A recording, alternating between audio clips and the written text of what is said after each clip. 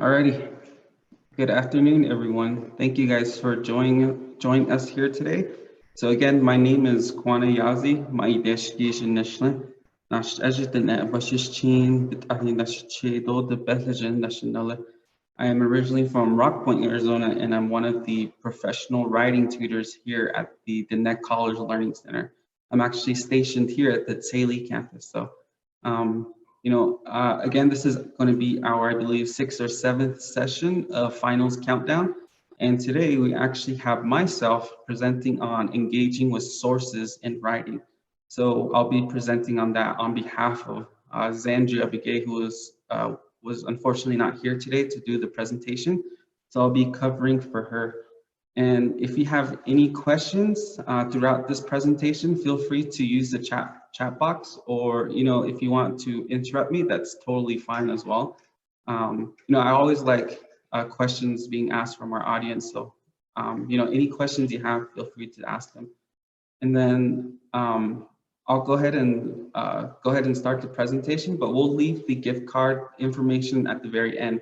But just remember that it will be crucial to your participation to accumulate those participation points to be entered into those gift card drawings. So I just wanted to reiterate that before I begin. So yeah, and then I just wanted to see, who in here in this chat room is actually taking English classes. Can you or writing classes that they're more enrolled in, that just so I know who my audience is and stuff, I just type in the chat box what course you're enrolled in, just so I have an idea.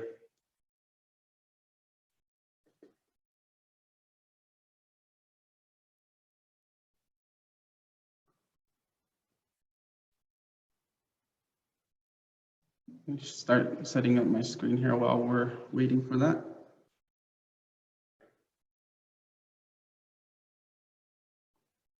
All right, so today I actually have my iPad, which I'll be using for my presentation. So let's see who we got in the chat box. So we have an English 102, English 101, a bio course, which is more scientific or more APA writing, stuff like that. English 102, English 101.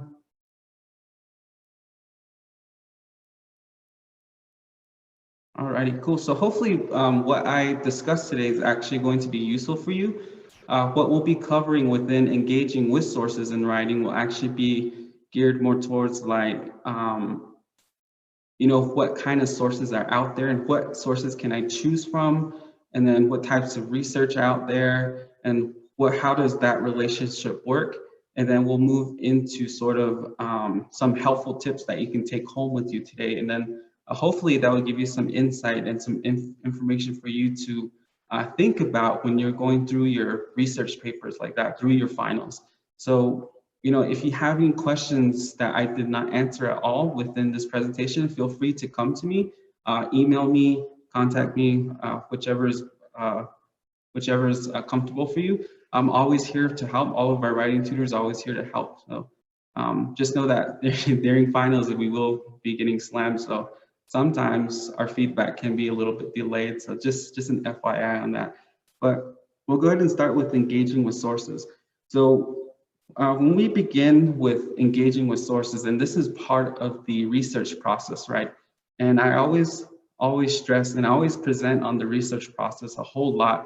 And there is a couple of videos on our YouTube channel and previous presentations that I've hosted that is on the research process, because the research process is actually a crucial part of any type of college writing. And there is a process there's steps, basically steps between the process as well. So you have like the first portion of like finding a topic, narrowing down that topic as much as possible, and then looking at constructing a thesis. And then from there, we move into identifying sources that we want to use, and then how to engage with those sources. And then moving into the editing process, organization, and then into conclusion. So that's basically the research process there. And through that whole process, there's this continuing sort of thing that happens within the research process entirely, within engaging with sources. And that's this constant thinking, this critical thinking of all of this information that's coming at you, right? And it's our job as students and as a writer to actually use the information coming towards us to use it and synthesize it as much as possible to put things in order, right? What should be here? What should not be within the essay itself, within the research? You know, it's our job to look at all of those information. We are here as writing tutors to help you look at that information. What should be there? What should be eliminated? What should make your point that you're trying to make, right? All of that is it's a huge wide open thing. And that's kind of the beauty of writing. And, you know, when it comes to engaging with sources specifically, we want to look at first the types of research that are out there. And that's always the first step, the type of research or the type of essay that you're going to be focusing on. So the type of research, in most ways that we think as students, when we first students, right, is looking at like, you know, the other thing is actually the type of research and then the type of sources. And the first thing with type of research, when we're looking at it at first glance as students, we commonly think of like, you know, online research that we look like through search engines and stuff like that, right? And then we also have like field research when we're going out into the field and interviewing people, collecting surveys and stuff like that. And then we go into library research, going to an actual physical library, and then going to archival centers or anything like that. So these are the things that we commonly think about when it comes to research, the type of research. We think in this way. But the type of research that I'm actually talking about is actually not these here. But what I would like to know, you know, with any type of research paper, when you're actually starting a research paper, is knowing what it is actually about, right? And the ones I'm actually talking about are things like, you know, exploratory versus explanatory. And in this case, you know, just as the way it says, exploratory research is more like you're exploring an idea or a theory or of some kind, versus explanatory, where you're being more informative, right? So that's the type of research that I'm looking at in this case. You also have things like quantitative versus qualitative research, where one uses more data, is more data driven versus the other one is more researching people and stuff like that, right? Case studies and things like that. And then you have like applied versus basic. Applied research, applying what you learn to, applied what you research to your actual, you know, giving insight on what you're going to do versus just basic general research, right? Which is more informative. Then you have things like deductive versus inductive. I don't know if any of you have done any research with this, but basically this is like, deductive is, I believe it's researching a theory or testing a theory, then going through that general process where you come up with like a hypothesis or a thesis statement of some kind, then you observe it and stuff like that, that process. But the other way, inductive is actually reverse. You're using all the information you found to generate that thesis statement and generate an actual conclusion. And then you have primary versus secondary, right? Primary is you actually doing the research versus secondary, where you're using other people to conduct your own research. And I'll be going through, I won't be going through this specifically, but I want you to know that there is a whole bunch of different categories out there of research, and it's sort of your job to categorize some of those things. So when you first start a research paper, try to look at the type of research paper it actually is, because this can be crucial in how you look for the type of sources. And commonly, there are 4 types of sources out there. They're primary, secondary, scholarly or academic, and popular. And I'll be going through these as well, because these are crucial in how you put information together within your research. So primary, when we go into primary first, does anyone out there know what primary sources are, just from the back of your head? You can unmute yourself if you want to, or use the chat just really quickly. Isn't it information that you get on your own, or? So like information that you get on your own. Yeah? So, okay. So primary sources are, I wanted to go through this a little bit differently. I'll sort of explain what primary sources after I ask these questions. But primary sources, how to identify what primary sources, you want to ask yourself, are you reading someone's original work, right? Or, are you reading someone writing about someone's original work? So based off of these two questions, you want to ask yourself this first: is it an original work you're reading, or is it someone writing about someone's original work? And one of these is actually wrong, and it's actually the first one that's correct, because primary sources in this case are actually things that, writers or authors actually written themselves. So like if I were to write a poem, right, that becomes a primary source for someone because it's actually me writing the source, right? And sometimes this can be confusing, like identifying primary versus secondary, but I think once we introduce secondary, it'll become more clear. So primary is basically a source that an author has written themselves. It's their own words, right? And some examples could be like novels, poems, autobiographies, interviews, all that whole list. There's a whole bunch of primary sources. It can be basically anything, just as long as it's written by someone.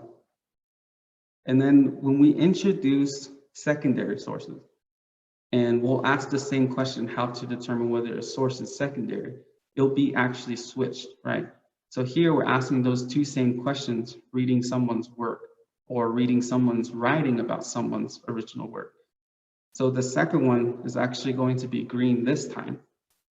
And what happens here is that, let's say, remember the example with the poem I just had. I wrote a poem, me. It's written by myself. But then we have like another student, my poem is posted online, right? And then another person searches for things they want to use. So they grab my poem and then they cite me, basically. So then I become a secondary source. I'm a secondary source. No, totally wrong. I hope someone caught that. So secondary sources are actually like, if let's take back that same example.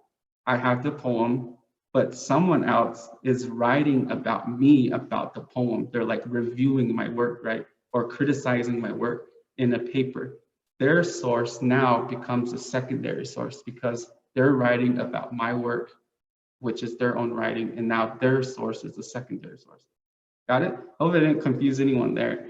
So some examples are basically like reviews, biographies, encyclopedias, news articles, academic sources as well, because we run into a bunch of articles online that talk about other people's work and they dissect it and they review it, they analyze it and stuff like that. So analysis papers are mostly, that's you're actually creating secondary sources. So when you're doing like an analysis paper within a course, you're actually you're doing secondary research. Let's come back to the type of research. So hopefully that was clear there. And the other kind of sources that are out there are scholarly or academic. These ones are pretty much basic. It's not really hard to distinguish scholarly sources, because when you ask yourself how to determine them, you just have to ask these: does the author have academic credentials, right? Or are all the sources listed? And does the topics, are they all examined at length? And scholarly sources that are like super long all the time, there's a bunch of different kind of credible people within the source itself, mainly experts or professors, highly academic people, right? And then they write about their knowledge. And the purpose of scholarly sources is to provide knowledge to the audience. So these would all be green in this case. So you would have to ask these kind of questions to identify scholarly sources. So some examples of that are like books, some books, and then journal articles, published reports. Academic journals are a huge thing with scholarly sources. Then you have like peer reviews. Peer reviews are like, other people reviewing each other's work and stuff like that. And sometimes that can become very lengthy. It's just like the concept of dissecting. So, and this one is actually what we use a lot in college writing, right? Because when we're looking for sources for our writing, this is generally what you should default to, the scholarly sources, looking at the lengthy stuff, because a lot of these scholarly sources actually really summarize, not summarize, but analyze different concepts, and they really dissect information to the very base information that you should know. And it's really interesting, some of these scholarly sources, how they work. So yeah, that's scholarly sources. And then the last one is popular sources. And this one we tend to use a lot, but it shouldn't be used so very much, like a whole bunch of times, because popular sources are actually not really credible. They are credible, but not necessarily, because they're not credible to whoever's writing it. Like, they're not experts, right? So when we look at popular sources, we want to ask ourselves if the authors are journalists, reporters, right, which are basically who writes these popular sources, which I'll get into. So are the authors journalists or reporters or writers? And then topics are just briefly but informative. So yeah, and then are no sources listed.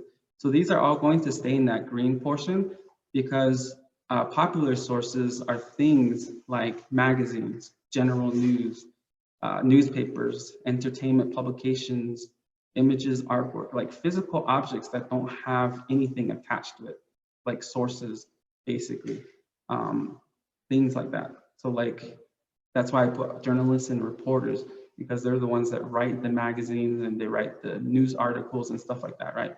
So popular sources are more focused on like entertainment, the use of entertainment to please an audience. So surveys are big plus in this area as well. If you're doing some kind of survey, or you want to look for how people interact with what's happening now, like trendy stuff, you can use popular sources as well. So look at magazines, what people look, how can you incorporate magazines and stuff like that. So yeah, so popular sources are those types. So then what I wanted to go over now is sort of engaging with sources. And this is where, we want to start to look at why we need to engage with sources. So looking at the types of research, then the types of sources. Now, how can we use that information, and why is it important within our writing? So the importance of engaging with sources is to provide integrity and accuracy, right? We use whatever people are already generating with their research to provide it within our research, to provide integrity, to provide accuracy. So yeah, and then it propels the researcher's thinking, approaches sources with questions, generates even more questions, and then solidifies purpose, argument, and claim. And that's the one that's very common, the last one, because we use it to solidify our claim, our arguments, and stuff like that. But the one thing which is a tip for you guys, which you should jot down, is actually more so second, third, and fourth one. Because again, remember I said like the research process is a continuing thinking process. Because when you're looking at sources, like if you're looking at something and I don't know, you're like reading through it, and then all of a sudden you find something more interesting that you want to lean towards. So then if you do that, that changes the entire process, which brings you back to step one, to changing your topic. And then your whole research could literally manipulate itself, and it could make you go back to the beginning, which is the cycle that I always talk about with the research process, which is a good thing, because the more you do that, the more sort of your research will be directed in a single path, because often students don't narrow down that topic, and they don't research enough to where their topics split into all of these different topics, and they overreach to different things that they shouldn't be talking about, right?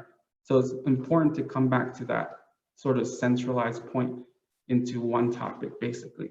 So that's important. And engaging with sources, looking at and actually reading them, you can underline like key terms, underline concepts, theories, and stuff like that, that constantly makes you think, so that you think about your writing all the time to, know what you can write about and stuff like that. So, it can even generate even more questions, as it says. So that's why this is very important, engaging with sources. And the next thing I want to talk about is pretty much what we see all the time, right? Which is summarizing, paraphrasing, and quoting. Because that's how we literally incorporate sources, right? Is through summarizing, paraphrasing, and quoting. But through this section here, I'm just going to go through the basics because next week, I believe Xandria will actually be going on blurring plagiarism, which goes into paraphrasing and quoting a lot more in depth.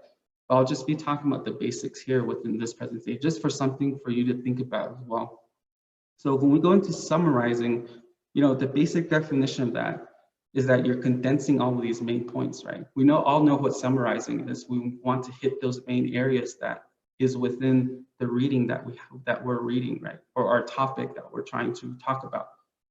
So we want to summarize, and usually summarizing is incorporate within the introduction first, and sometimes within an abstract, which as Andrea actually covered on Wednesday, abstracts and introduction.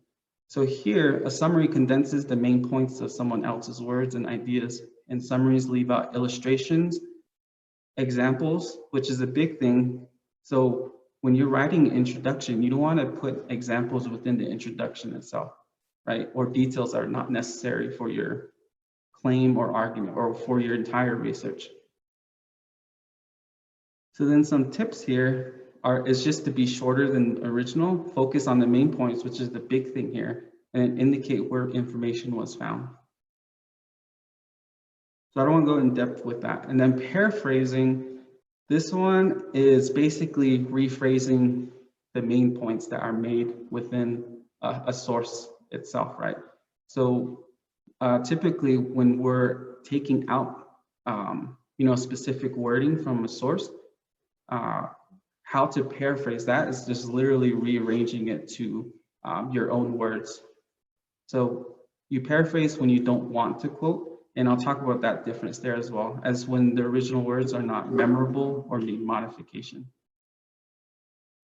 So tips here with paraphrasing is literally to retell in new words all the points, and don't offer your interpretation or any comments until after you finish a full paraphrase.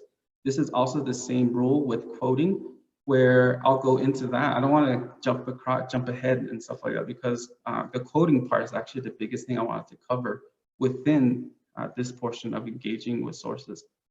So as an example of paraphrasing, if anyone here sort of doesn't know what paraphrasing is, or doesn't know how, or an example at least, let's see. The price of a resort, this is the original, so I'm taking the source here out of like a newspaper maybe. So the price of a resort vacation typically includes meals, tips, and equipment rentals, which make your trip more cost effective. So if we were to paraphrase that, we want to hit the main points, right? So then we can say all-inclusive resort vacations can make for an economical trip. And we sort of look for key terms. This is a tip for you guys when paraphrasing, when Xandria actually goes through that. But the important thing here is to look for keywords within any type of text. So in this paraphrase, we're actually highlighting cost effective, because that's the main point of the sentence, right? So we're looking through like a thesaurus or anything like that to find a word that can mean the same thing. So don't be afraid of the thesaurus as well. You can look for words in the thesaurus and look for other words that mean the same thing. And there's no wrong in that as well. So we changed cost effective to economical trip. And, I'll go through that as well. So Monica actually has a question here. She said, would paraphrasing require citing the source? No, which is a good thing, because I'll go through that as well at the very end, and why quoting is actually important. Well, quoting actually needs and requires an in-text citation, which you need to cite always. But with paraphrasing, when you're rewording it, it usually doesn't include one, because you're using your own words. Sometimes students like to put an in-text citation after paraphrasing still, just to be sure. But when you paraphrase, you're actually not really taking the words, but you're taking what you're telling from them in your own words. So it's not actually, you don't actually need to really cite it. So when we go into quoting, which is the big thing here, so quoting is basically using, emphasizing text within quotes, right? So it helps you emphasize those ideas. Anything that other people are saying within the source, you want to use it, and you use quoting. And I think everyone knows what quoting is. So, just as a tip here with quoting, there's actually a kind of like structure involved with quoting. There's like a little example that I'm going to show you. So with this example here on the bottom is an example of quoting. So we have Jason Brennan all the way up to here where he's quoting our votes can make people's lives better or worse. That portion there I want to dissect a little bit. So I'll bring up this next slide. So when we have this quote here, how to make an actual good, proper and, very interesting quote when you're involving sources. This is an example here. So we have this example, which is going to be color coded now into, I believe, 1, 2, 3, 4, 5, 6 parts, which are the key parts of any type of quoting. So the red part is actually involving the author's name within the quote. And then any credible information, such as titles or affiliations with the author themselves. Sometimes students leave this portion out a lot. They just say like Jason Brennan begins his book, right? But this is a trick. This is a literal trick with involving credible information, such as the titles. It comes back to rhetorical writing, which involves an appeal to, if you guys heard of ethos, pathos, and logos, right? Ethos and appeal to emotion, logos and appeal to, statistics and stuff like that. And then the last pathos, I forget the order, but it's appeal to emotion and appeal to statistics and appeal to credibility, which is the actual author. So, that comes back to that to involve within speech writing. I'll be going over that actually on, I believe, next week. So now we're involving the credibility of an author within the quote itself, so that people believe what you're saying and what they are actually saying themselves. So it kind of helps you solidify the data that you're trying to incorporate in your writing. And then this one's a crucial one as well, is using signal words or thinking verbs is what we call them as well. So by asserting that is what we're using within the quote itself, there's a whole bunch of different verbs out there that you can use that are actually different than the common ones like states. I think the most common ones are, like stated or says or, mentions. Try to stay away from those kind of common words, but try to look at the information, look at the actual, it comes back to reading the actual source itself. What are they doing within the source itself? Are they analyzing it?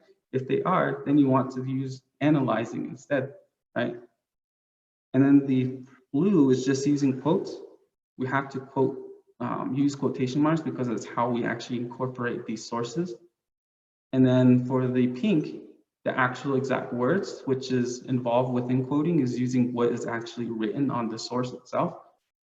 And then lastly, an in-text citation based off of a citation style. So what you see here is actually MLA style on your screen. But if it were APA, we'd have a year attached to the author itself. And then there'll actually be a page number here. So let me just, there'll actually be, let's say like this was 1999. Like that. And then at the end here, there will actually be a P, 1, then like that. So then that becomes APA. All right. So try to remember these 6 things here to involve within a quote. So that way, it's more interesting, stuff like that. And then the other thing I want to go through is block quoting, which is the huge thing as well, what students often default to. I've actually gotten a lot of papers where students use a whole lot of block quoting, and block quoting is actually literally taking more than like 40 words from a source, involving it in their writing, but they don't actually use this specific format here. This is the actual format that you should be using if you're going to be using block quoting. So, you know, there's continuing sentences up here, like you're in the actual paragraph. When you're going to introduce a huge quote that's more than 40 words, which is recognized in APA MLA, you want to put it in block quoting, which involves indenting all of the text into a new paragraph, and then, yeah, putting it in a new paragraph and then indenting it, just as you would with any paragraph. So this should all be a new indentation. Then after you introduce the block quote, then you can start from this line here and then continue your paragraph. So that's what block quoting is.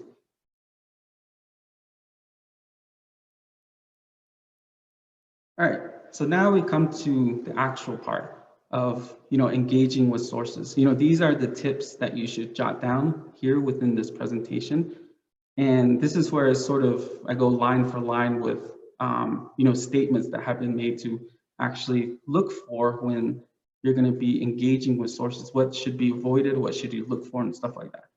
So coming back to choosing a source, you know, because I did split it into two, right? I did types of research and then types of source.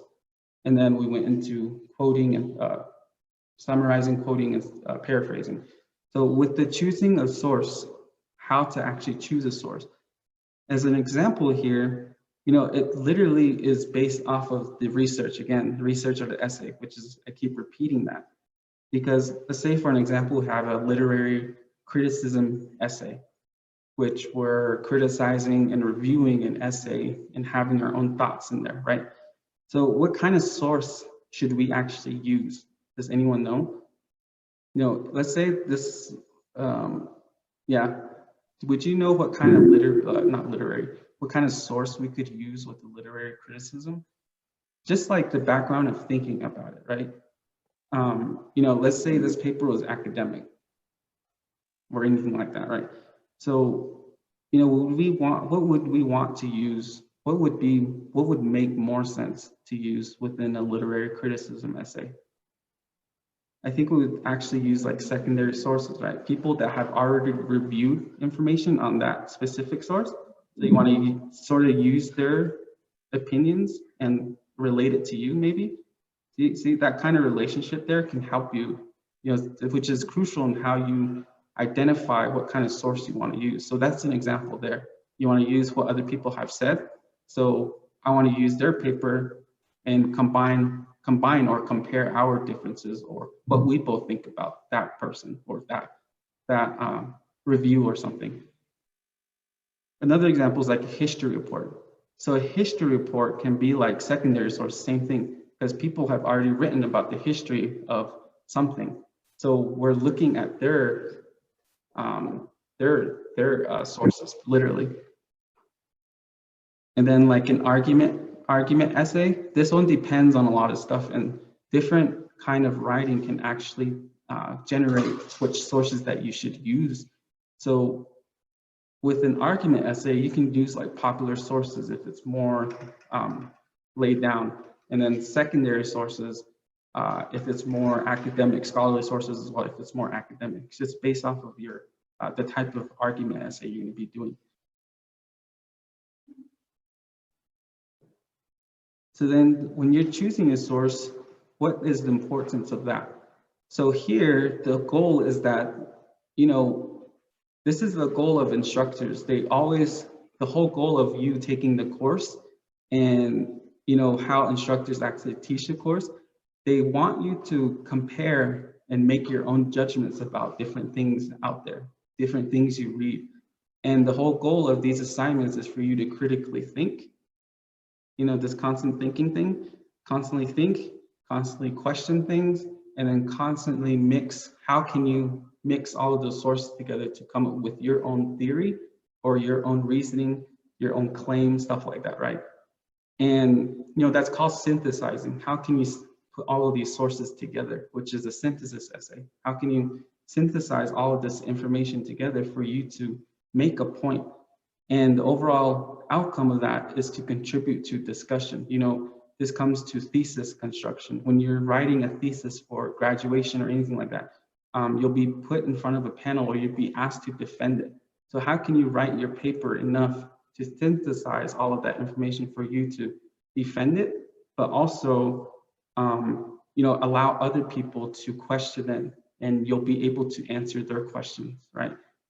And this choosing a source is important too because it opens area through thoughts about fact, definition, interpretation, consequence, value, and policy.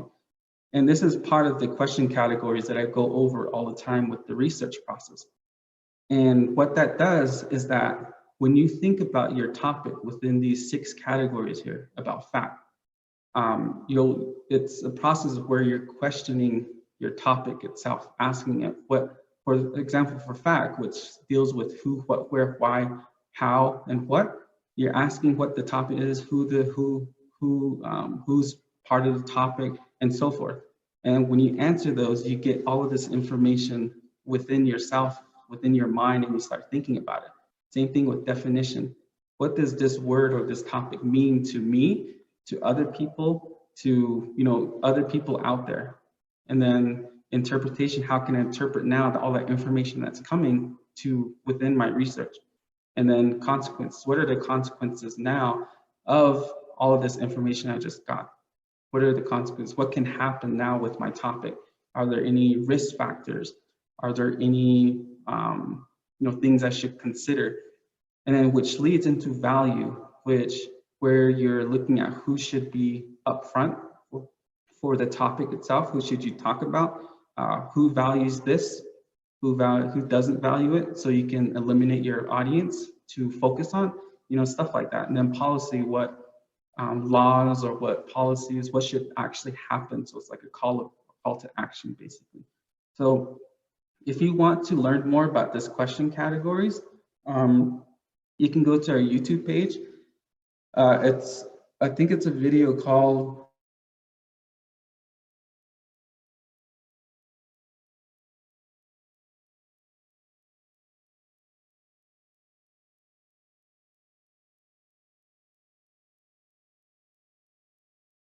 Path. So you're not overreaching, basically, is what I'm trying to get to. All right, so the next part is, coming back to the quotes and the paraphrasing and the summary, but we're going to focus on the quotes here. So when should you quote information from online, right? So when to quote here, as an example, coming back to the definition, when you want to emphasize a point. So you want to find quotes that will strike your reader as funny, poignant, striking, or basically memorable. And it depends, again, on your type of research. So what do you want to do with the quote itself? And this is where some students, they sort of over-analyze how to use a quote, or how they sort of overuse it a little bit. And then the other thing is when you consider the positions of people with whom you disagree. So you use and you quote their words so that it doesn't fall back on you when you have to defend something that you've written. So this shows that they are actually saying it, but you're just using what they say. So you're letting them speak for themselves, basically. And then what to look for when you're quoting specifically. You want to look for authority, some statements within the source itself. Look for authority. You want to look for statements that are convincing. Then you want to look for precision, when an important phrase could be lost in paraphrasing. Quotations is preferable. And then vividness. A source may phrase something like super descriptive, where, like if you're doing like a creative writing essay, right? Doing like a descriptive essay, but you're trying to paraphrase it as much to where you lose the actual meaning of the phrase itself. So if that happens, then it's okay to actually pull that source and quote it directly. So that way you don't lose the meaning of it. So jot down these 3 things as well. And then what to avoid, which is a big thing here. So quoting, when you're quoting, you want to stay away from, literally quoting like historical events or dates or anything that should not even be quoted. So like I say historical events here and dates because students tend to, say like this happened around this area at this time, and then it's in direct quotes. But we can actually use that and reword it ourselves and make that our own words, right? Because we're learning from it, and then we're just going to rewrite it so it's our own words. We can easily do that portion there. So it's not necessary to actually put it in direct quotes. And then repetitive quoting. And these are examples from what I experience with students when they come to me for revisions. Repetitive quoting is a big one, right? When you're stacking quotes one after another, and it's not actually their own writing, and that can really overshadow what you're actually trying to say. And this is the biggest part. This is the biggest tip I wanted to give you guys within this presentation here, is to try to use this quote elaborate method, where you want to explain the how and why it supports your argument. And some instructors actually use this method where they say like, I want you to quote something, or quote something directly, but then immediately after that, I want you to elaborate on it as much as possible. So that way the quotes don't overshadow what you're actually talking about. Versus if you're putting quote after quote after quote, then we don't actually hear what you actually have to say, right? So try this quote elaborate method. So quote something and then talk about it all the way down. You can analyze it, summarize it, dissect it, literally anything you can do. Think about those thinking verbs. So try to elaborate on it as much as possible. And then avoid block quoting as much as possible. Because again, I've seen some students that do a lot of block quoting. So, in this case, a block quote may only be justified if the entire quote can be analyzed, which comes back to the quote elaborate method. So if you use a block quote, you have to elaborate on that entire thing as well. So, if you want to use a block quote, look for areas that you don't need, that you don't actually need, and then separate it with what we call an ellipses. If we come back to here, this person actually is block quoting this entire thing here. They're block quoting this entire thing, but they're using what we call ellipses, which is a dot, dot, dot, which literally separates sentences that they don't want in there, but they continue with the sentences that they want within the block quoting. So this is a good thing to use as well as ellipses within quotes as well, to eliminate, wordiness and stuff like that. All right. So then that's the last thing actually there. So, the most important thing here with this presentation is that, I hope you sort of got an insight of what to avoid, what to look for, and just how to take a different approach about writing, thinking about different things that you need to consider before moving on with your research paper. Because if that process is sort of broken up, it can become difficult to recover from it, because it can be really lengthy and a long process to fix what you're actually writing.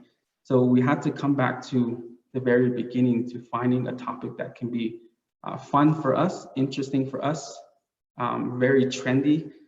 That's all part of the research process and the writing process as well.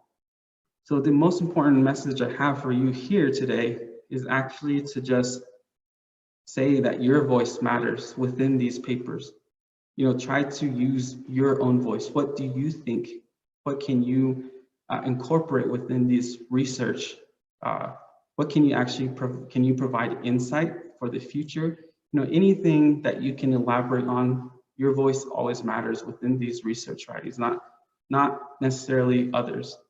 So not the voices of others.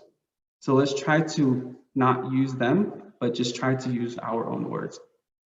So that's the end of my presentation for engaging with sources. And if I hope that was super informative for you guys. And if you have any questions, we can go ahead and open up for questions.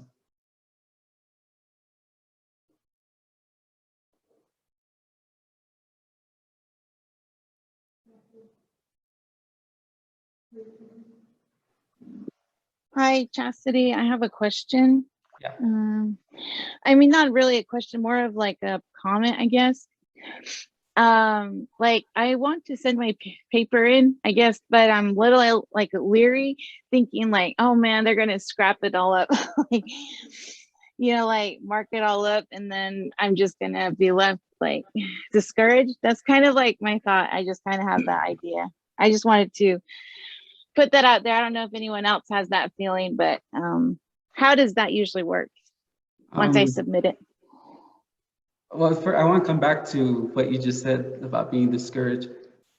We try to iterate that to students, saying like, don't ever hesitate or don't be afraid to come to us, because it can be harsh. I was one of those students when I was in school. I always hated like criticism or constructive feedback, but I learned to actually love it. And I say that within my presentations from before, is that when you keep doing it, you'll understand that this constructive criticism is actually helping you. It helps you understand, different things about yourself and different things that you can actually do within the writing. And I always stress this with, our Navajo concepts, our Navajo philosophy. The concept of Sa'anay B'Gahajon, right? SNBH with Takis, not Natosius, and there among that paradigm, the four parts, there's actually a pathway from the east all the way to the north that we have to involve two things, and that's Hojonje Nantien, which is beauty way, and then there's some say Nayeje Nantien, and then some say Hochonje Nantien. Those two are literally the same thing, but it's basically good and bad. You need those two things to go through that cycle to accomplish the cycle. Just like our parents, right? I don't know if any of you experience it, but one of our parents is the mean one of our parents is the good one or the nicer one. And we need them both to actually accomplish things, right? So it's the same thing with any type of process. If you think about our way within the Navajo, so don't be afraid of constructive criticism. It's going to actually help you. Is what I want to get to. Thank you. Oh, the process, I forgot to mention that. So we actually have a couple of processes. You can have a Zoom session with us if you want to. If you want to talk with me or any other writing tutors, you can set up a Zoom session. You can request one through dclearningcenter.com. I'll have Audrey post the link, but when you go to services and it says schedule a tutoring session, you can choose a range from like 15, 30, 45 minutes to an hour. When you select it, there'll be an option to have a session on Zoom, on a phone call, or on email. Depending on your selection, we'll then go with that. We'll send you a Zoom link and stuff like that. But if you just want proofreading or a review, and you don't want any interaction or anything like that, you can send it through our Dropbox. Proofreading Dropbox is available too on dclearningcenter.com. So once you get it, it usually takes about, well, depending on availability, because now we're like slammed with papers. We might not look at some of them until Monday. So finals is approaching. We were understaffed today, which is why I had to do this presentation today. So, but Audrey will let you know if we're under, if we need additional time, basically. Thank you. And then I think we had another question.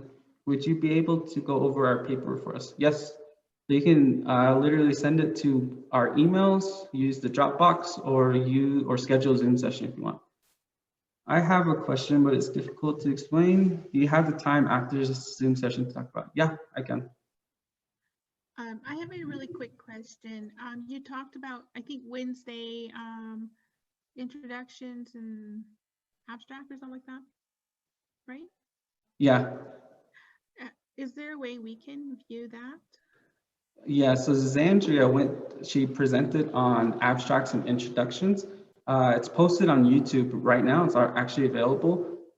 If you go to YouTube, just type in the Neck College Learning Center, and then our channel should pop up, and then all of our videos are there. I haven't posted this morning's 2 sessions yet, which I'll do today as well.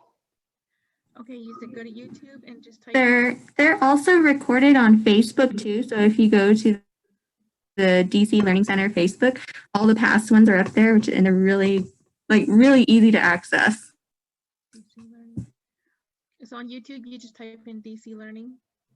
Yeah, Dannett College Learning Center. Okay, thank you. Cool.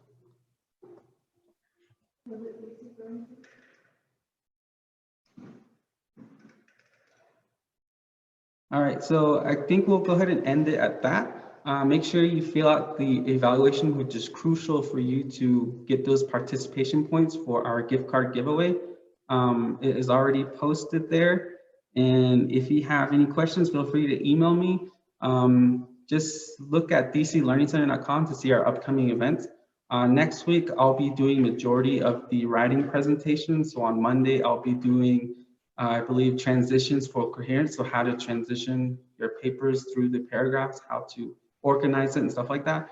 And I believe on Tuesday, I'll be doing, I forget, but I'm doing the rhetorical process as well, involving speech composition. And then I'll be doing the art of revision. And then the last one, I forget what it is, but just check out dclearningcenter.com. Audrey posted it there, so cool. Awesome.